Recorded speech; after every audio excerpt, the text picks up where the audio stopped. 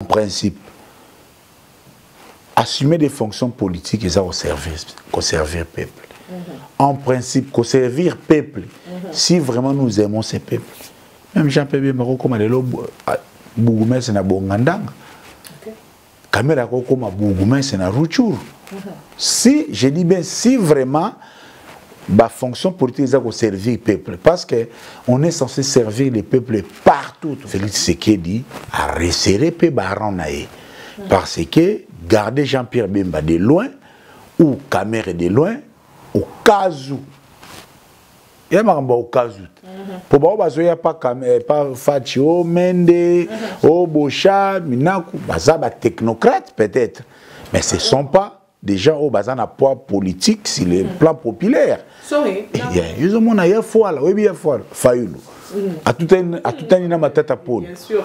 Na ma tête à pôle. Il y a foire, na raïs, ba tout un. Oh, il y a taillé, moi il faut taler. Faut taler coin et ça na n'engue tout ça la cabo, tout ça on a n'engue bon. Malheureusement au Congo, la loi sur le financement des partis politiques tout exécuté en côté. Et le gros moyen pour les politiciens c'est être au pouvoir, avoir la signature. Et ça peut moi bongaloudia, moi passe banama il va se retrouver pour les tokens de l'élection moutaniongate. Le président de la République engage la nation. Le président de la République représente la nation, il signe des accords. L'État congolais peut céder une partie de sa souveraineté. On a déjà Bongo, apparemment c'est plus loi Tchaniwana. Parce que Banda est un peu moins là. Les gens, on aura toujours, c'est plus Moïse Katumbi Moutaza visé. Vous savez, on ne mesure pas combien à chaque fois que ceux qui ont bimi dans l'élection, ils ont mal organisé. Ça aide jamais les gouvernements, ça aide jamais le développement. Donc, le projet de sa campagne, parce que si on sort d'une période post-électorale troublée, conséquence, ils aura dialogue. Donc déjà, dans San City, tu peux ça déjà battu au baza, nationalité douteuse nationalité. Lelo Mounia Moulenge, comme un Congolais. Que faire de plus encore? Total kaka partout dans le monde, ils ont toujours une formule systématique et systémique. Comment faire bénéficier de Paya, contribuer dans Mboka et comment aussi les faire limiter pour que servir le pays d'origine na bango même dans les États-Unis on essaie de la liberté. Pour moi président je pense il faut avoir résidé dans les États-Unis pendant longtemps. Donc bref, s'il y a vraiment besoin par rapport à l'histoire na biso, par rapport à la menace Nabiso, par rapport à l'infiltration, qu'on verrouille fonction du président de la République. Ils appellent certains, c'est vrai. Étrangers peuvent peut-être des bonnes fois couper au bon, c'est mieux. Mais, quand on a Congolais des pères et des mères, à ça quand même la chambre soutien c'est mieux. C'est là où maintenant, moi aussi je vois très mal tous les amis au bazo soutenir Moïse Katumbi. Est-ce qu'il y a un parti pour tout le monde ensemble? Il n'y a que Moïse Katumbi qui peut diriger les Congo. C'est ça aussi le problème. Donc, les Akuna est belé. Nous ne devons pas remettre l'avenir de tout un pays dans Combo ya Batu. Ça, c'est un peu comme si ils ont quoi finga biso na bana biso. Attends en Europe awa. Pas reconnaître les étrangers, mais il y a une suivi. Voilà. Cursus il y a étranger et banni. Aux british d'origine congolais, aux français d'origine sénégalais, aux la peine à cursus n'a pas avantage, il y a limite, il y a français d'origine sénégalais. Maman nous a angolais, papa nous a congolais. Il y a conflit entre l'Angola et le Congo. Il y a président de la République. Autant la intérêt à Wapi. Est-ce que le président de la République il y a Congo. Pour la Congo, tu l'ingé à la bonne. Mais la loi est là pour prévoir des cas extrêmes. Dans la loi, on prévoit même qu'il y a un président de la République. Pourquoi on peut faire un exercice? C'est comme ça seulement on a eu même Joseph Kabila par accident. Parce que Mosé avait du mal à prévoir qu'en cas il y a perte de pouvoir ou bien en cas il y a mort. Mais si le législateur depuis Mouzaïaki, sera le baki par exemple au minimum, en cas d'assassinat président, en cas il y a mort, en cas il y a démission, que Mouzé pourrait être remplacé par le président de l'Assemblée nationale, on n'aurait pas Joseph Kabila. Nous ne devons pas avoir la peur de légiférer. Parce que la loi est censée être impersonnelle, c'est pour l'intérêt de tout le monde. Il y a aussi des gymnastiques juridiques à faire. Et cette loi aussi, ce que Salami, la constitution de Gélobi qui ne peut être président de la République que les Congolais d'origine. La loi nationalité qui est Congolais d'origine, soit il est des mères ou des pères Congolais d'origine. Ce qui loi est l'équipe. Je pense, peut-être aussi, on doit changer la constitution. Parce que la constitution est censée être la loi suprême. Parce que cette loi doit respecter aussi la constitution. Pourquoi pas remettre tout le monde dos à dos? Ceux qui doivent adopter, tous ceux qui sont d'accord que oui, par rapport à l'histoire en Boganabiso, par rapport à la menace à bas voisins, pour sécuriser au minimum les temps, tout comme on a armé à ma casse, tout ça, du moins, un garant de la nation, au début, 100% congolais, ils ont présomption, il y a protéger l'intérêt à Congo. Pas les acquis. Mais si ça s'avère que vraiment, c'est Moïse Katumbi qui est visé, on peut aussi adopter la loi et tenir compte, par exemple, l'application dans la législative prochaine. Pourquoi pas? Ça va déranger qui? La loi est censée et l'ongola anarchie et préparer à venir. Et tu as besoin de kimia. Et bon, ce qui peut m'arranger, Moïse Katumbi, c'est piège. Ben ça aussi. Mais je vous dis parce que les gens en ont en quatre. Et puis la conférence nationale entre autres, et Bébarana Makamka a la nationalité. Mais solution à moi ils ont raté sur le point. Parce que les pays, ils ont noté, dans notre commis. Pas problème. Tout le banini, notre stabilité politique. Les États-Unis gardent des corps à la présidence, il mandat ministre de la justice. Parce que les institutions sont fortes. Moutoko déroger na ba principe régalien, na ba principe républicain, les cours et tribunaux sont censés être indépendants. Mais biso tozana nuna lobi bozo président Moroboye azana iso ki to le bata centrafricain alinga te ka soki Équateur na Centrafrique et gubima na batu mo ya jali lo bazanga rapete. Au na parlement debout ya Siro na boya tala ba argument. Et c'est plutôt ça, la séparation des pouvoirs est d'abord garantie. Quelle est cette Assemblée nationale face à un président qui veut accorder les intérêts étrangers? Basant la possibilité à rebloquer. Hello tout le monde, j'espère que vous êtes très bien chez vous. Si tu ne t'occupes pas de la politique va s'occuper de toi. En ces jours de Nouvel An, j'ai encore un grand plaisir de vous retrouver devant vos petits écrans, Baboba et Nabino et Sikana Sotobozali, pour tout cela, non, les Kambetali Mboka, parce que Imboka, Bazunituna est belé, surtout dans les Kambetali remaniement, et puis dans ma Kambetali loi Chani.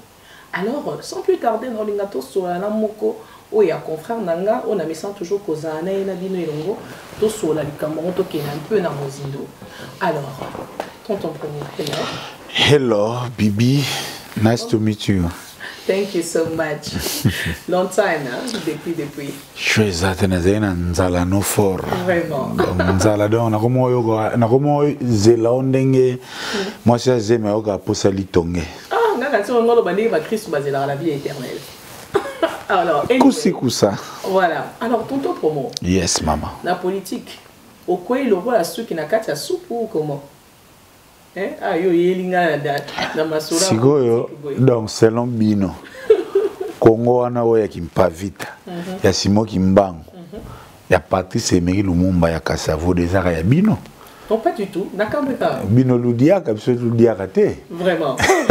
Donc bref, c'était juste pour dire, il s'était qu'on a abandonné la politique. D'abord, la politique c'est quoi? C'est juste des idées. La politique est une science où ils ont le fonctionnement et la cité. Un politicien, très souvent, nous confondons les politologues et les politiciens. Vraiment. Politiciens, Azanani.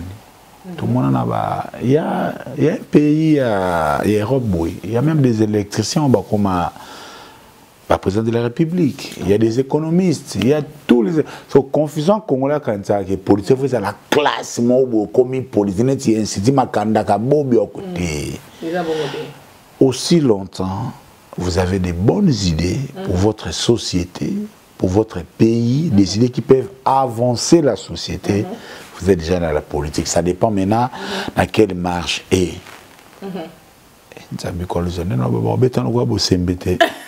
Non, pas du tout. Déjà, la violence n'arrange pas. En tout cas, on compatit avec Bosembe, et plutôt je crois pas que non, ceux qui ça les violences, que non, ils vont arriver quelque chose. Plus na idée na bango, cher et puis je crois que ça va nous amener quelque part. Vraiment, j'en profite aussi, Bibi, avec ta permission, me joindre à Naba propos nayo pour dire que vraiment nous devons plus faire les combats des idées.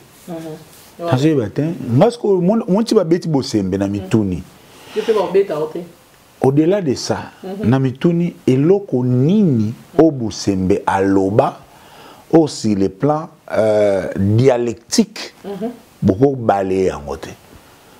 Sur le mouvement en Europe, en 2023, tout ça capable de rebeter pour des idées, pour ses opinions, que ça soit même pour son appartenance politique. C'est-à-dire nous n'avons encore rien compris jusque-là.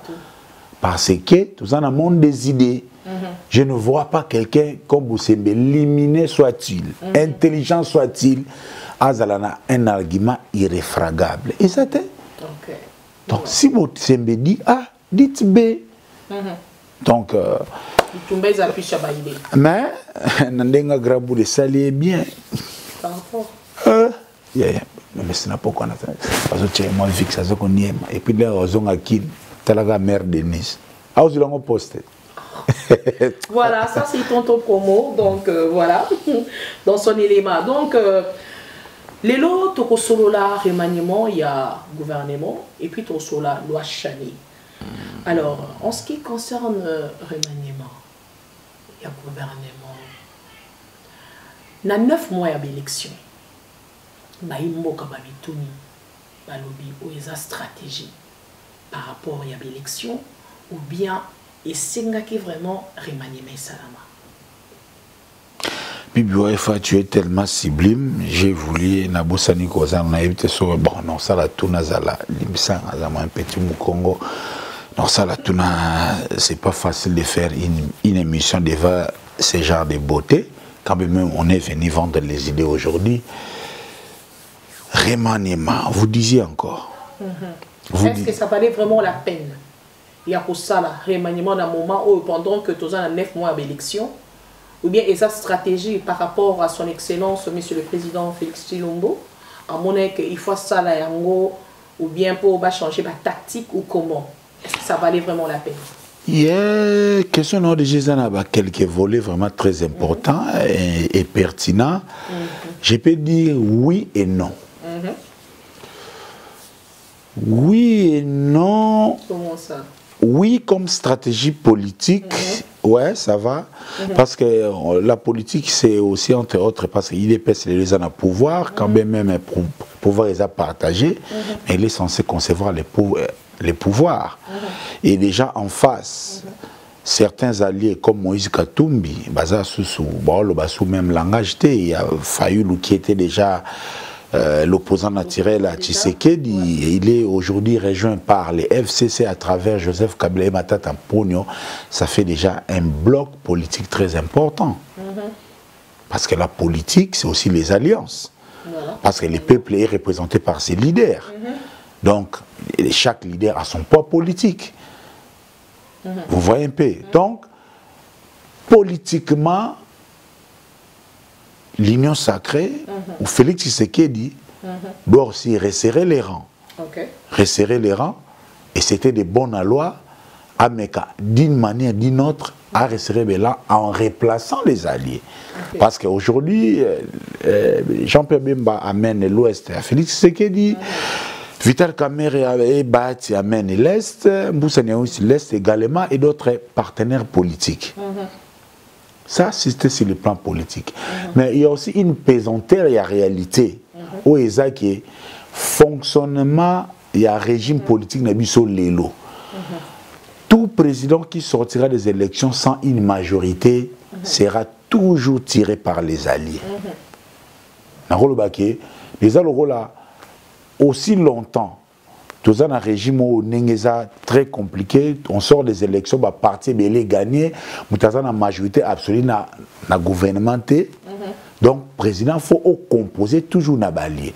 Et les années lorsque ça bouge dans tous les sens, ensemble il faut resserrer les rangs. Donc il y a même remaniement, il y a aussi un aspect où Félix Tshisekedi alinga te pour stabiliser position politique il faut revoir pour son allié.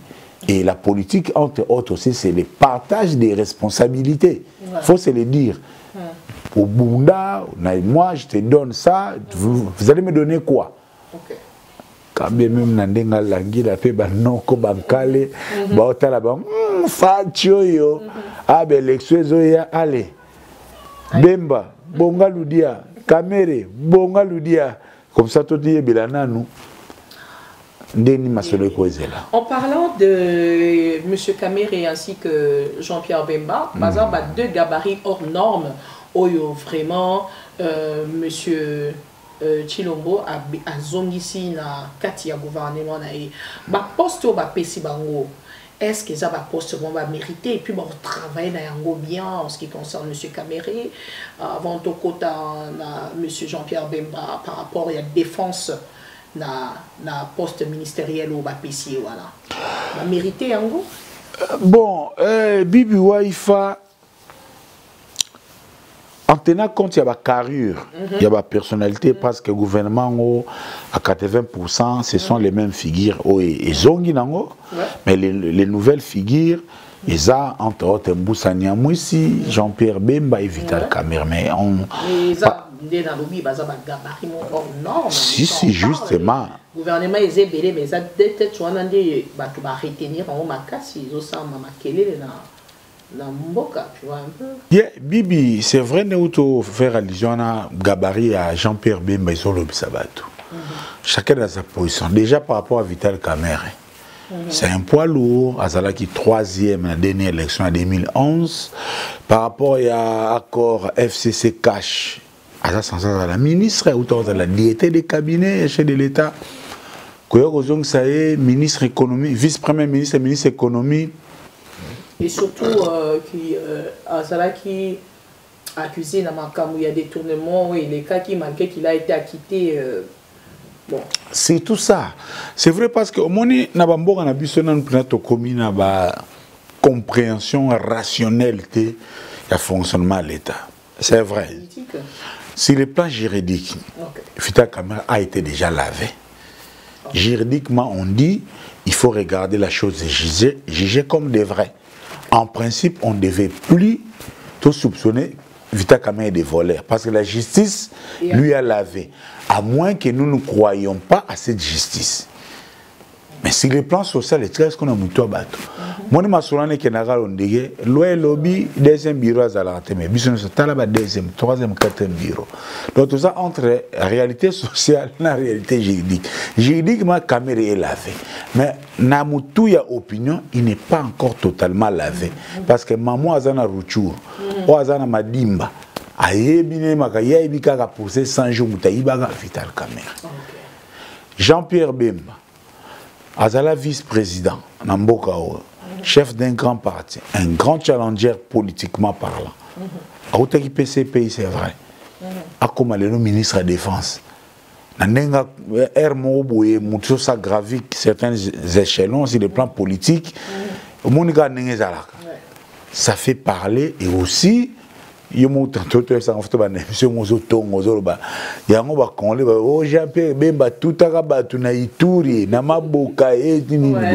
tout ça, ce sont des histoires qui font parler les gens par rapport à la nomination. Mais surtout, dans la réalité, il reste des politiciens. En principe, assumer des fonctions politiques et ça au service le peuple. En principe, qu'on servir peuple, si vraiment nous aimons ces peuples. Même Jean-Pierre Bemba, comme Bougoumé, c'est na Bongandanga. Kamere, comme Bougoumé, c'est na Rutshuru.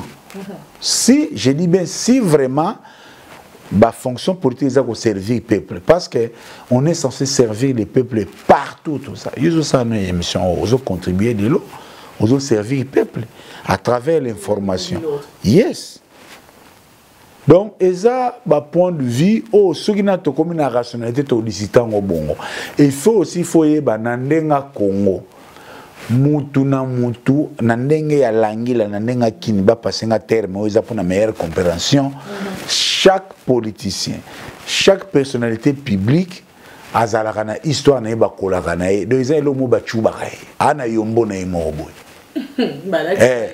Lumumba akufa ne pona mwasi na okangote Jean-Pierre Bemba tutarabatu Muyibi daye kutu akabarate donc mon amtana yomboni mo Kamere boy na boy soko ke tu côté musique par rapport au adio taka so côté ni donc mutu na ndenge ya mboka na Félix nani Tshisekedi même les pères abana kutana mutu na butu. Donc, politicien, tout azana yombo na emoro boyo ya entouragaye par rapport à Makel. Raïs, d'ailleurs, quand maman livre zanango yete, azana de momi monsoaza, wane zanenge kinoiserie de tout cela. Mais, en fin de compte, les mêmes Jean-Pierre Bemba, oyo déjà soi-disant tout arabatso na maboka. Mais, bisomoto plébiscita kaya azamwana Congo, po, ba fait wana, et les cas avant. Ah ouais? Donc, Congolais, et c'est comme si c'est aussi normal, hein, et ça, opinion de Bazo Mene Bango, hein, tout peuple aussi réfléchit à la lumière de ses leaders. Quand vous n'avez que des tontons promo, des safou et que sais-je encore, bon, réfléchissez, on a un débat politique. Mais quand on revient dans la réalité, ce sont d'abord des partenaires politiques. Tout le monde sait lire Nenobakiango tantôt. Félix Tshisekedi a resserré pe Barannae parce que garder Jean-Pierre Bemba de loin ou Kamere de loin au cas où il y a au cas où pour moi il y a pas Fatio Mende Bocha Minaku bazaba technocrate peut-être mais ce ne sont pas des gens au bazan à poids politique sur le plan populaire. Sorry, n'a coupé un peu parole. Alors Batou quelque part, parce que là, je représente le peuple européen, je comprends, pourquoi Jean-Pierre Bemba a décline last time, il a proposé qu'il travaille avec Félix, monsieur le président, sur quoi Ndimi. Et ça, moi, quel moment ils ont été par rapport à tout ça? Maman, moi si, lobby, lobby kuna oboy, ça arrive.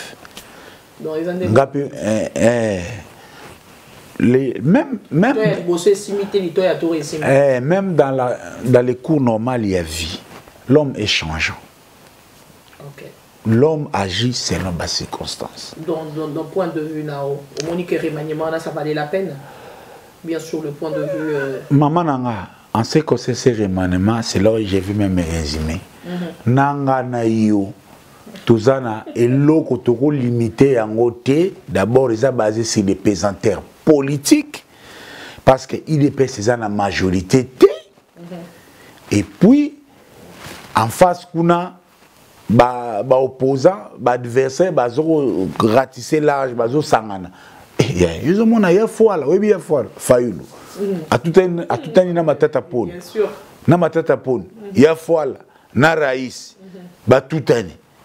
Oh, il faut la coin, et ça, n'a tout à la carte, tout en attendant n'a bombanda. L'air banda kuna qui n'a n'a si c'est peut faut n'en au gambal. Ming moi soit ebi n'a systématique, moi zaralara, donc oh fatia bêtise wa zaralara. Donc à garder dans nos alliés, bon aïe bela n'engeni à repenser peu souvent d'une épingle politique. N'engeni que de la main, n'enga koulou dimba, n'enga bankale. Donc il y a une élection. Il faut que Jean-Pierre Bemba moi frais d'installation, biloko wana, parti et zappé n'a besoin et on va financer. Malheureusement au Congo, la loi sur le financement des partis politiques est exécutée en côté. Et le gros moyen pour les politiciens, c'est être au pouvoir, avoir la signature. Et ça peut moi bongaloudia, moi passe, bana maïba, ba se retrouver pour l'être au Kenya élection, moutani ongate. Vraiment, MLC, mais ce qui est na moni quand même sur le terrain, dans le retard Bilili, ba bisika nyo surtout nenge, ba imboka, au moins on a bien accueilli Monsieur Jean-Pierre Bemba, en tout cas.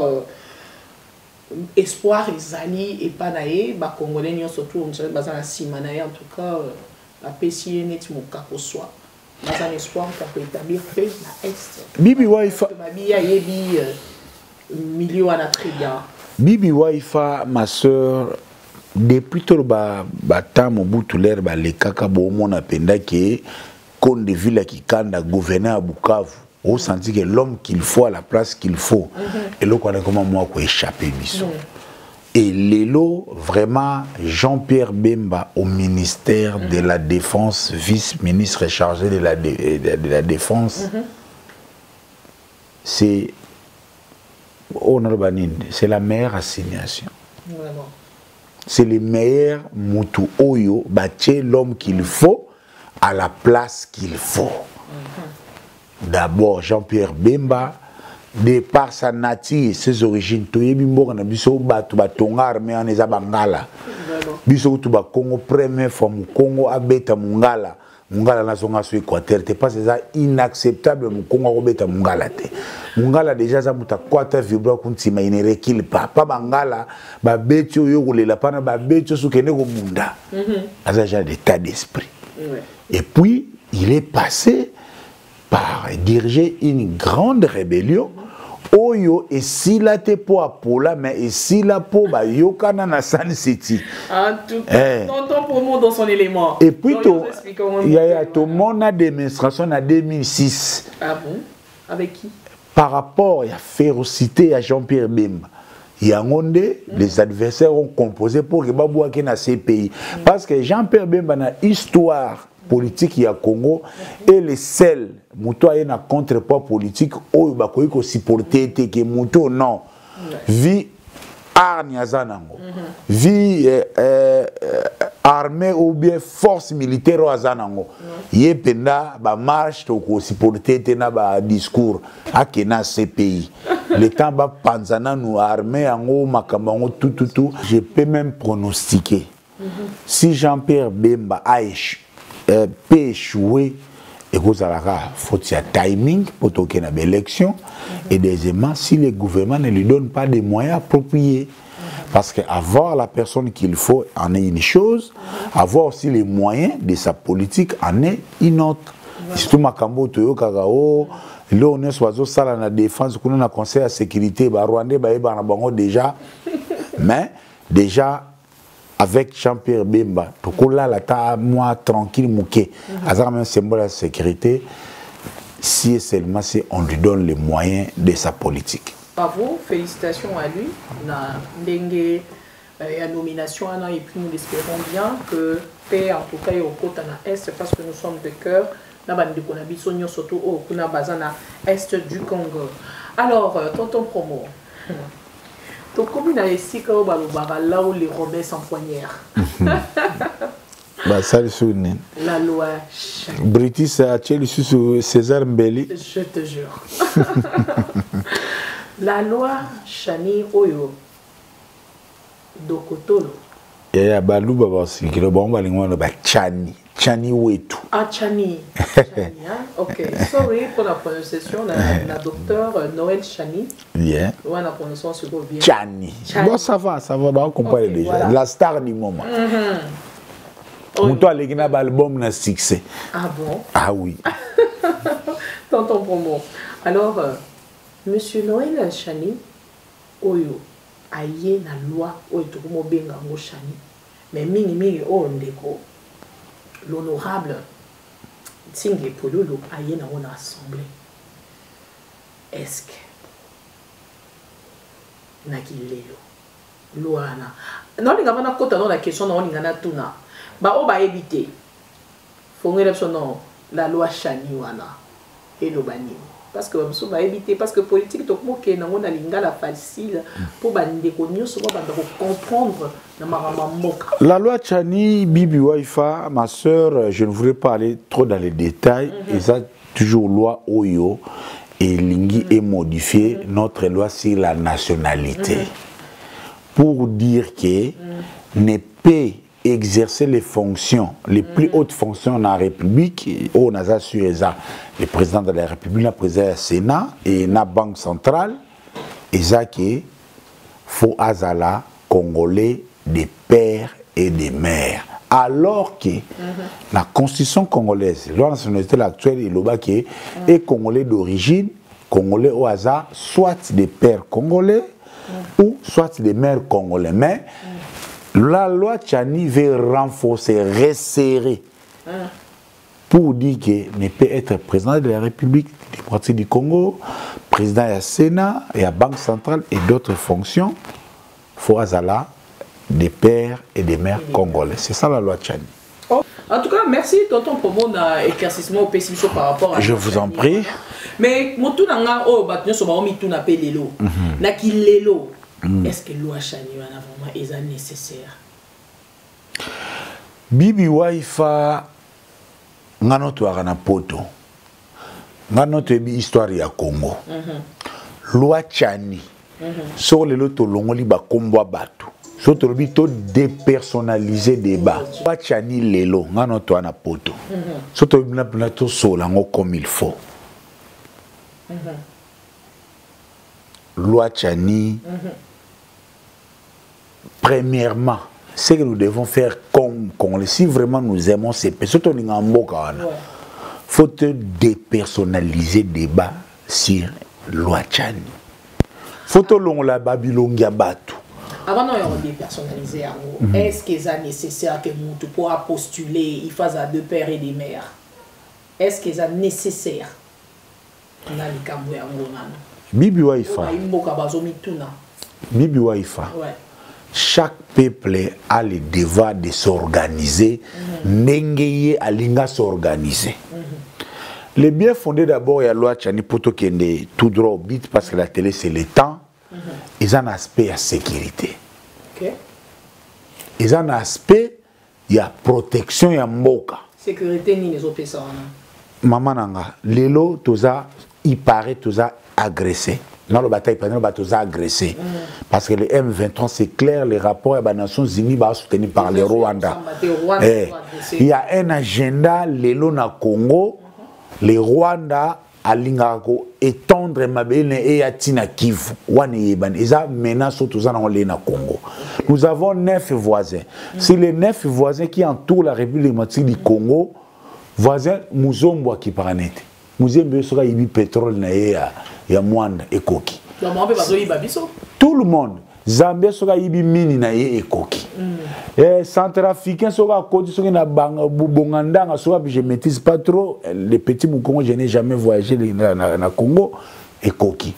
Mais les seuls voisins oyo azolalisa congolais pongité eza rwandais.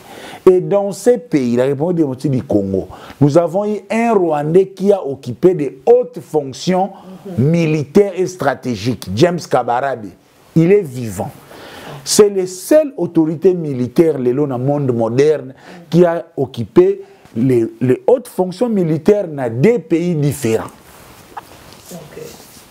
Namana excusez tozo yana ote ozaki trop pardon pierre moita toza na site excusez pierre na moita na sembola na avant je vous en prie toza na situation wana mama oza mwana mwasi mubali na openda o lobo kanga na mbanda lobo kanga na mubali o checker téléphone nete mais de temps en temps mais oui.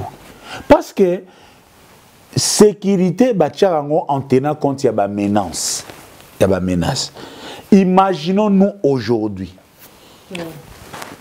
Dans notre côté, il y a la loi Tchanité.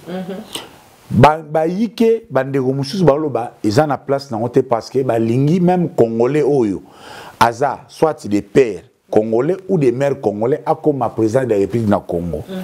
Imaginez-vous, Jem Nani Kagame. Na taille pétrole azana taille basemene balinga. Vie privée n'est pas to yebité. Ce qui est à botana congolaise. Ah, oh bébé. Té, bibi, té, ça au même c'est tout sola. Tout sola. Té, toi n'aimes son bibi. Je t'accorde au seka. Mais je suis sérieux non pour te comprendre. Imaginez Kagame za na taille pétrole, taille au basa minene balinga. So sabota na ba congolais to yebi. Imaginez si ko mwana ya Kagame o Kagame abota na congolaise. Na l'élection en 2024 a commis président. Est-ce que nous avons besoin de conseil et stratégie fuego?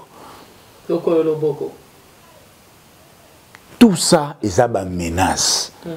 Sécurité militaire, tu as une difficulté.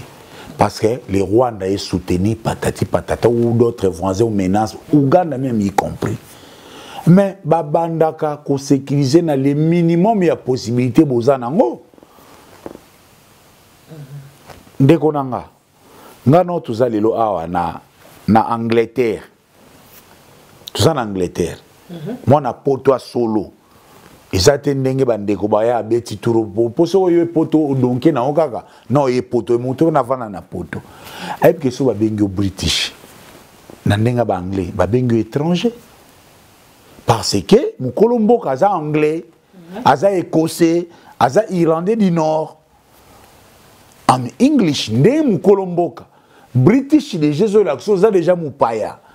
Et puis British on a d'origine, les lona musala ya pas. Vous croyez que biso to na net en Angleterre, na musala ya ko nettoyer, ba tout na yo race nini boy, British from nini boy. Yo kanti pona nini? Tout ça même na poto, les gens parfois dans le monde par exemple aux États-Unis, bon bref, n'a pas sur la question. Na le baka excusez. La population va expliquer na ba élément mo ba ko comprendre facilement, ba ko ba le comprendre, ba ko discuter en monter quand même. Bibi waifa loi tchani eza important banda lelo ti jeudi. Parce que ceux qui ba lo ba eza important. C'est la ba tout ba zo mon aneti que non ba olinga ba Bachaneti Katumbi de côté par rapport na identité na ende balobaka azara étranger tout ça. Moïse Katumbi est un politicien.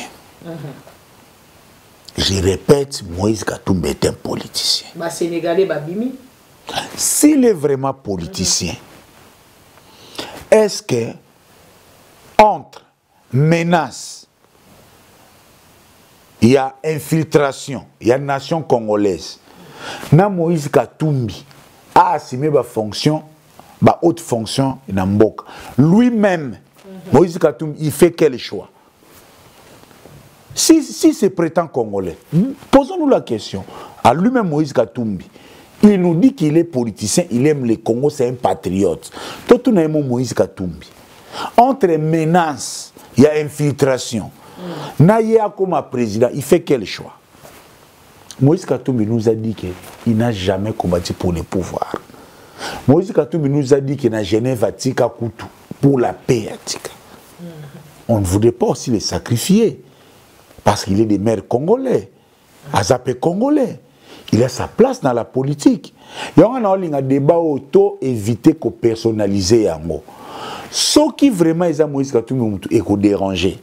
Ou soit nous faisons la politique selon les couleurs des gens ou les noms des gens. Le régime politique Nabiso, les présidents, un simple, Aza presque, permettez-moi les termes, c'est pas dans le sens propre, Aza presque figurant.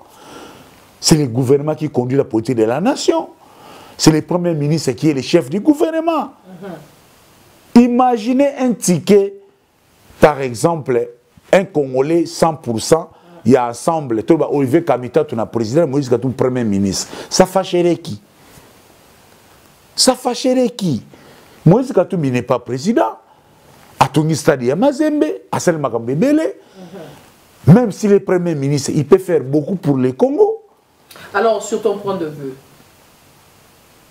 va dépersonnaliser en gros. Et ça, comme des pères et des mères, t'es bon ça avec le Congo, et maintenant, selon toi. En tant que compatriote aussi, ou bien patriote. Le problème ici, le président de la République est une institution. Lisons la Constitution. Le président de la République engage la nation. Le président de la République représente la nation. Il signe des accords. L'État congolais peut céder une partie de sa souveraineté pour l'intérêt à Congo. Et ça, la Constitution. Et puis, bilo kwana et outil entre autres, les outils San City, batu o vandisa yango RCD. Pour moi, la loi Tchani peut être opportun par rapport à la réalité tout le monde, mais seulement il ne faut pas que la loi Tchani soit là un instrument pour écarter les adversaires politiques. Mais on a déjà bongo apparemment c'est plus loi Tchani parce que tout banda un peu moins là les gens on aura toujours c'est plus Moïse Katumbi mutaza visé. Na ba de mususu ba bimisa qui peut au sénégalais et puis tant d'autres. Et on est vraiment vraiment nécessité dans tout ça. Est-ce que ça Congo? Ce qui vraiment c'est Moïse Katumbi qui est visé dans la loi Tchani. Il est regrettable pour la République. Utiliser pouvoir comme un instrument contre les adversaires. Alors que normalement, pour nous devons avoir les pactes républicains. Il faut que toujours les élections... Vous savez, on ne mesure pas combien à chaque fois que ceux qui ont bimi dans l'élection ou ils ont mal organisé. Ça aide jamais les gouvernements. Ça aide jamais le développement. Donc, le projet de sa campagne, parce que si on sort d'une période post-électorale troublé, conséquence des alara, dialogue dialogue des alara sous-nini, ils ont partage à pouvoir. Partage à pouvoir, on prend un beau-frère qui est mécanicien, na compte il y a dialogue, bâti ministre des Finances. Donc on a surtout donc bref, pour moi, la loi Tchani, ils ont bien, peut-être l'opportunité, il y a l'élo ou lobby, mais ngai vraiment ndenge mboka wana tissu sécuritaire nyonso ndenge kufa na menace tozana ngo ngai vraiment j'estime que Congolais il faut parce que vous savez quoi déjà la période de Mobutu tout ça les alaki bongo les pères étaient présidents qui président il y a un père et des pères et des mères normal nous avons déjà oyo nakala na constitution zalaka ou à vrai Congolais d'origine, ils ont ethnie au Congo depuis 1885. Mais ils m'ont fait Mobutu à l'époque, dans le bazar qui est Congolais. Wana ba yombo ba beta politicien tout. Yéhoutou ba beta na abomana mwana aboma pote pour ça na yombo ne. Yombo mgolo ozara poste ba obimisela yo. Ah encore tout ça dessin lokola bango badi mama. Donc bref. Voilà. Même par rapport à la nationalité, ils ont qui Congolais Congolais, moko ya ba ethnie au na Congo depuis 1885. Mais après San City, to komisi na oaza Congolais ba ethnie au na Congo en 1960. Ouais. Or l'histoire renseigne que nos amis rwandais babandi koya na Congo ba réfugiés avant 1960. Donc déjà, dans San City, tu peux ça déjà battu au baza, ba nationalité douteuse nationalité. Lelo Mounia Moulenge, comme un Congolais. Que faire de plus encore? Total Kaka, partout dans le monde, ils ont toujours une formule systématique et systémique. Comment faire bénéficier ba paya, ba contribuer dans mboka et comment aussi les faire limiter pour que ba servir ba pays d'origine na bango wanate parce que les risques anines on peut beau avoir Moïse Katumbi, c'est approuvé, c'est avéré. Il aime le Congo. Stade wana Moïse Katumbi à Tonga na Lubumbashi et que ni Zambie et que ni Israël. C'est ça ma stratégie na pour Luka gagner ça mi que biso pe ba Congolais to makasi. Du moins à retombola stade wana te. Et tikali ya biso. Zade je le dis qu'on a sur Tonga à retombola yango te. Et tikali ya biso. Eza na mabela Congo. Ce qu'ils appellent spoliation, un jour même, 30 ans après, 40 ans après, et Gozonga ya Congo. Le pays va s'organiser de façon, il y a des restrictions par rapport à la plus haute fonction en Boka. Même dans les États-Unis, c'est la liberté. Pour moi, président, je pense qu'il faut avoir résidé aux États-Unis pendant longtemps. Donc, bref, s'il y a vraiment besoin par rapport à l'histoire de Nabiso, par rapport à la menace Nabiso, par rapport à l'infiltration, qu'on verrouille fonction du président de la République, ils appellent certains, c'est vrai.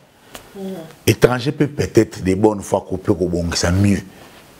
Mais, quand on a Congolais des pères et des mères, à ça quand même la chambre soutien c'est mieux. Mais à condition seulement ils ont la arme contre l'adversaire politique. C'est là où maintenant moi aussi je vois très mal tous les amis au bazo soutenir Moïse Katumbi. Est-ce qu'il y a un parti pour tout le monde ensemble? Il y a que Moïse Katumbi qui peut diriger les Congo. C'est ça aussi le problème. Donc, les Akuna est belé. Nous ne devons pas remettre l'avenir de tout un pays na Kombo ya Batu. Ça, c'est un peu comme si ils ont quoi qu'on finit à biso na bana na biso. Et donc voilà, il faut on va expliquer on va tout dire parce que il faut que va pénétrer ta biso en Angleterre, tous ça va British, tous ça va Angleterre. Yeah. Donc, quelque part, on peut pas là par rapport, on peut pas garder un beau canapé, il y a des vrais exemples que tu attends en Europe, pas reconnaître les étrangers, mais il y a une suivi. Voilà. Cursus, il y a étranger et banni. Aux British d'origine congolais, aux Français d'origine sénégalais. Aux Alapé na cursus n'a pas avantage, il y a limite, il y a français d'origine sénégalais. Parce que c'est normal. Imaginez, Botolo Baboui, maman nous a angolais, papa nous a congolais. Il y a conflit entre l'Angola et le Congo. Il y a président de la République. Autant la intérêt à Wapi. Est-ce que le président de la République il y a Congo. Pour la Congo, ça dépend ce qu'au côté la paix à côté, c'est là. Si vous êtes de bonne foi, mais la loi est là pour prévoir des cas extrêmes. Dans la loi, on prévoit même qu'il y a président de la République. Pourquoi on peut faire en exercice? C'est comme ça seulement on a eu même Joseph Kabila par accident. Parce que Mosé avait du mal à prévoir qu'en cas il y a perte de pouvoir ou bien en cas il y a mort.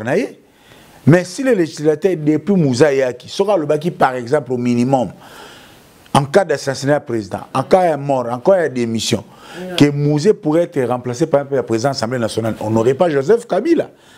Nous ne devons pas avoir la peur de légiférer. Parce que la loi est censée être impersonnelle, c'est pour l'intérêt de tout le monde. Yes, maman. Est-ce que il y a la loi électorale normalement ici est Botamaki, surtout dans la logique est-ce que les Camerounais ont nationalité, est-ce qu'ils ont un lien dans l'élection? Et surtout que dans le Cameroun, surtout ils ont les Karana. Est-ce que l'Assemblée nationale essaye vraiment sagesse parlementaire? Sagesse parlementaire, qu'est-ce que c'est par la maman? Sagesse parlementaire, au moins les Camerounais et alors divisé, ils ont divisé, ils ont 50-50. Ils ont imboka balingi, ils ont imboka pe balingi. Donc tout ce communauté na pour moro boy. Otoye bate to sandeni parce que ba o balingi te ba o pesa ba raison na bango, ba et o balingi ba o pesa pe raison na bango. Donc du coup, on sait plus où donner la tête. Ce qui est vrai na point c'est ça de la sagesse parlementaire parce que parlementaire pour nous ressortir la biso mibeko. Baza ba représenter le peuple. Tonton pour moi. S'il te plaît, avant de continuer ma idée na yo. Si on a 4 pays à Cameroun, surtout on a dit que non, est-ce qu'ils ont tenir na yangwana? Assemblée nationale P, na ndenge mboka eza divisé parce que quelque part on est divisé. Eza ba bandimi ou bandimité. Est-ce que Assemblée nationale et envisager les Kambuyatina Oyo. Parce qu'il y a ça pour défendre le peuple, non? Parce que le peuple a les problèmes qui fâchent dans certaines mesures, c'est pas question juridique, na question y a procédure. C'est vrai actuellement dans l'Assemblée nationale, na calendrier, il y a session Oyo depuis le 15 mars, débattre sur cette loi. Pendant que la loi électorale a été déjà votée, il y a aussi des gymnastiques juridiques à faire. Et cette loi aussi, ce que Salami, la constitution de lobby qui ne peut être président de la République que les Congolais d'origine. La loi nationalité lobby qui est Congolais d'origine, soit il est des mères ou des pères Congolais, Congolais d'origine. Ce qui loi est l'équi. Je pense, peut-être aussi, on doit changer la constitution. Parce que la constitution est censée être la loi suprême. Parce que cette loi doit respecter aussi la constitution. Bon, on a un niveau moussoussou. Qu'est-ce qu'on a l'Assemblée nationale? L'élection est dans 9 mois. Ce qui loi est bimi. Loi est contraire à la loi électorale. Donc, c'est qu'on va réviser la loi électorale. Par rapport au peuple, tout le temps, et quand tu as vu moi, mal à l'aise par rapport à tout ça. Et comme tu as il faut combattre en haut pour convaincre la population. Moi, je pense qu'il y a un concept de sagesse parlementaire. Sagesse parlementaire. Parce que ça va représenter un peuple. Bon. Pourquoi pas remettre tout le monde dos à dos? Ceux qui t'ont adopté, tous les sont d'accord que oui, par rapport à l'histoire en Boganabiso, par rapport à la menace, il y a des voisins. Pour sécuriser au minimum le temps tout comme on a armé à ma casse tous à la dit moi garant de la nation au début 100% congolais et ça présomption il y a que protéger l'intérêt à Congo pas les acquis mais si ça s'avère que vraiment c'est Moïse Katumbi qui est visé on peut aussi adopter la loi et tenir compte par exemple l'application dans la législative prochaine. Pourquoi pas? Ça va déranger qui? Parce que du moins, Moïse Katumbi Toyebi, Aza, maman congolais, des pères juifs. Ceux qui ont moniqué Nathan Oyo, à Salina Congo, il peut offrir des bons services et des lourds services à la patrie congolaise. Pourquoi pas? Parce que loi parce que la loi est censée et l'ongola anarchie. Et préparer à venir. Et tu as besoin de kimia. Et bon, ce qui peut m'arranger, c'est piège. Ça aussi. Mais je vous dis, parce que les gens en ont 4. Et puis, la conférence nationale, entre autres, et bien, la nationalité. Mais solution, ils ont raté sur le point. Parce que les pays, ils ont noté, dans notre commis. Pas de problème. Tout le banini, notre stabilité politique. Vraiment. Oui, j'attends les gens dire, oh, aux États-Unis, le président Boy, Patrick Boy, maman, les États-Unis gardent quoi quand le président s'il mandat ministre de la justice. Ah, ça, parce que les institutions sont fortes. Moutoko déroger na ba principe régalien, na ba principe républicain. Les cours et tribunaux sont censés être indépendants. Mais biso tozana nuna lobi bozo président Moroboye azana isoki to le bata centrafricain alinga te ka soki Équateur na Centrafrique et gubima na batu mo ya jali lo bazanga rapete omona parlement de buya siro na boya tala ba argument et c'est plutôt ça na séparation des pouvoirs est d'abord garantie. Quelle est cette Assemblée nationale face à un président qui veut accorder les intérêts na étrangers? Bazan la possibilité à rebloquer. Il m'a tantôt. Tantôt on voit quelqu'un voler. Tantôt il est lavé. Tantôt. Bien sûr, mais ils ont l'accepté mentalité politique nabiso. Qui pouvait croire qu'il y a foi là ce qui est Fayoulou. Qui pouvait voir que Fayoulou pourrait composer avec Kabila. Qui pouvait quoi qu'il pouvait composer avec Matata Pogno. Parce que seulement on n'a pas d'idéal politique. Ce qui idéal les alliés, ce qui pacte républicains les alliés, pacte républicains aranines. On s'accorde de tout ce que nous n'avons qu'un seul pays. On s'accorde de tout ce que ces pays nous appartiennent tous. On s'accorde de tout ce que nous devons tous préparer l'avenir de nos enfants, les tous en pouvoir. Et en ce moment-là, on va garantir les droits de tout le monde. Les règles rédigées, on fixe les règles rédigées clairement pour tout le monde. Voilà. De façon que, tel en a bilo moussous. Netini. Et on a un bogo, bao bazela ngwe bonga, balimbisanga, faut baza patient. Il faut, mais oui, je vous dis. Parce que. C'est un pessimiste, ma casse. Non, et ça pessimisme était de 5 ans à Kassavoubou, de 32 ans à Mobutu, de 18 ans à Kabila, des premiers 5 ans à Fachi. Chacun a zopé sa cara tort na moninga.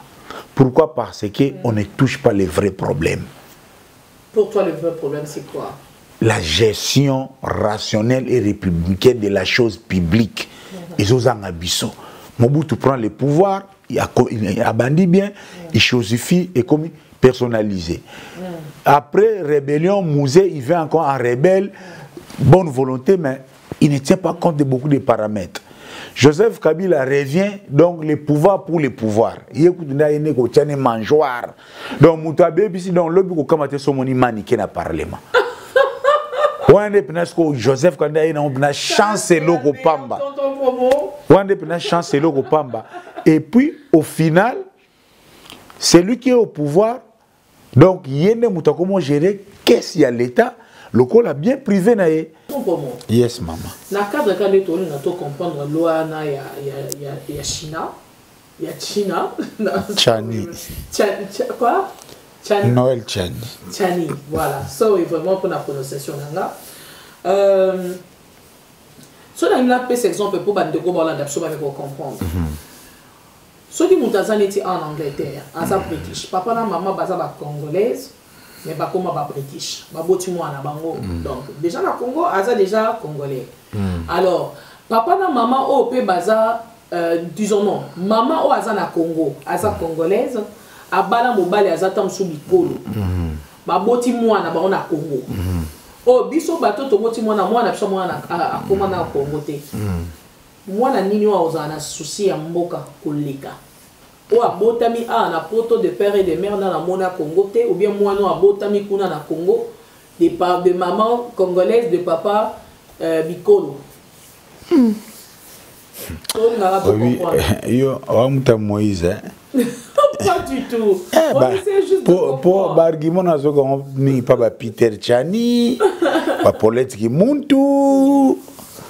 Bon, maman, question Tony, c'est vrai. Quand les bazolu kaba s'ndenga na comprendre ba nani bato ba proposer loi wana et ça souci ya garantie.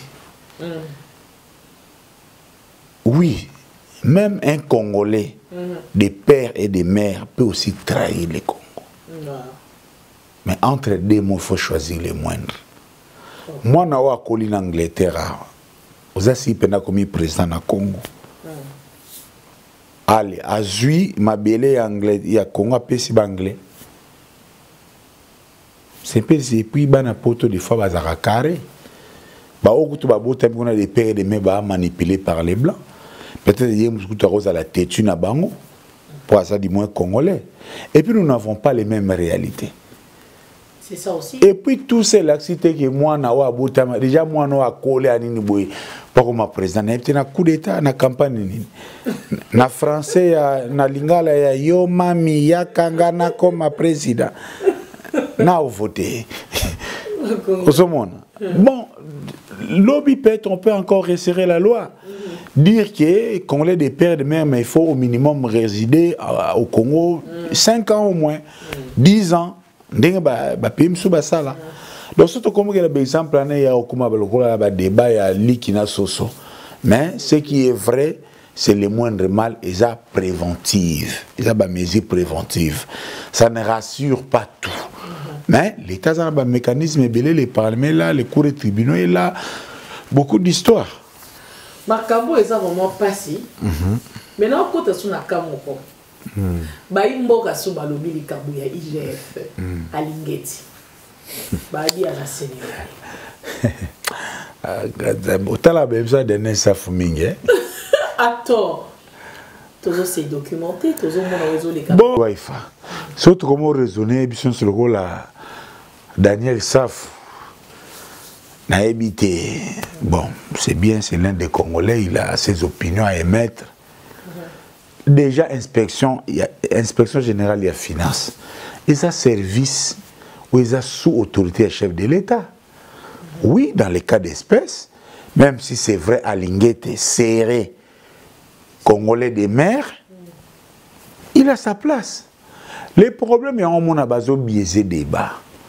On ne veut pas exclure les étrangers de ne pas contribuer au développement de la RDC. Mais seulement étrangers ou mouto hasard n'a pas moko ya étranger, hasard n'a pas limite, un point trait. C'est tout. Exemple simple, toboko la bana bandako. Mwana ya na ona mwana yo. Toboko la bonde moko. Pourquoi boko la mwana ndenge mususu na mwana ya? Parce que mwana yo ils supposé quand même mwana ya no akosa soko le kapé mwana yo. Mais naturellement aux ana refresque, aux ana plus la garantie na mwana yo, c'est tout. C'est juste question de garantie. Kaka yango na ezobo mabiso. Ezobo mabiso. Déjà même par rapport à jeu électoral. Tozo potana rapé awa ba président bazo mabazanga ba majorité. Si vraiment ensemble toloba par exemple les vraiment machine politique. Ba bunda pona majorité na parlement. Bon bimisa premier ministre et bon bimisa premier ministre.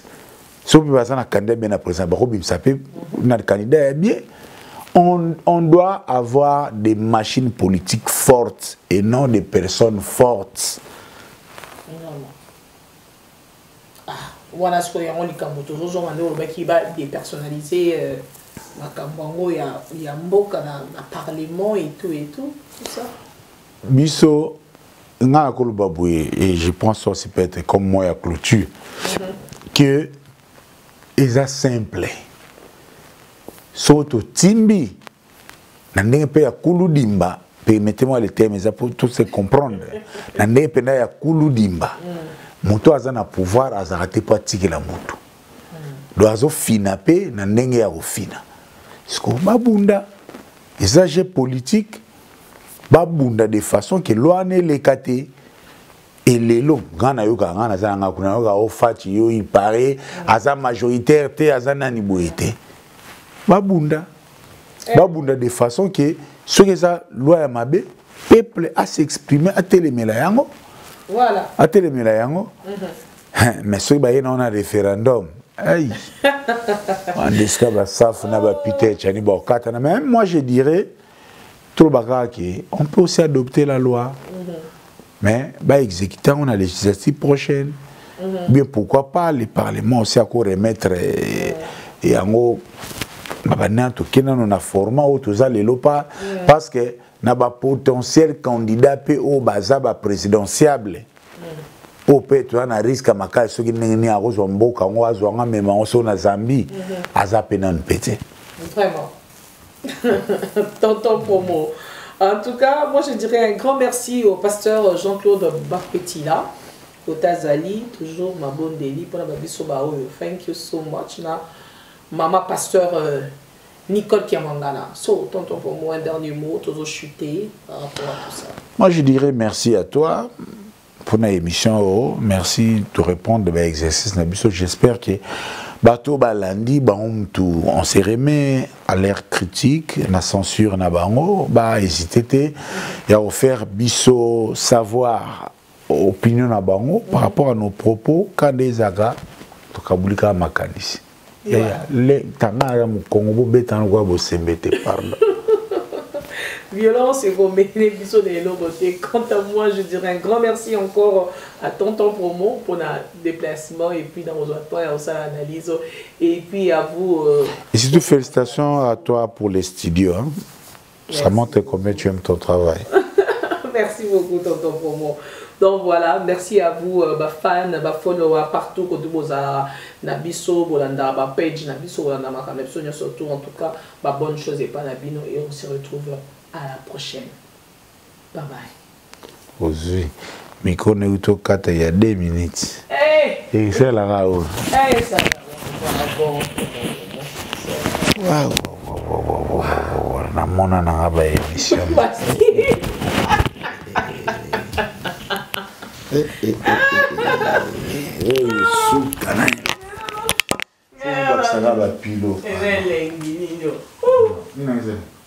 Ah, donc c'est que moi, elle a déjà quitté. 800 livres. Ah bon? Oh. Oh, les coffres. Comment bon, moi?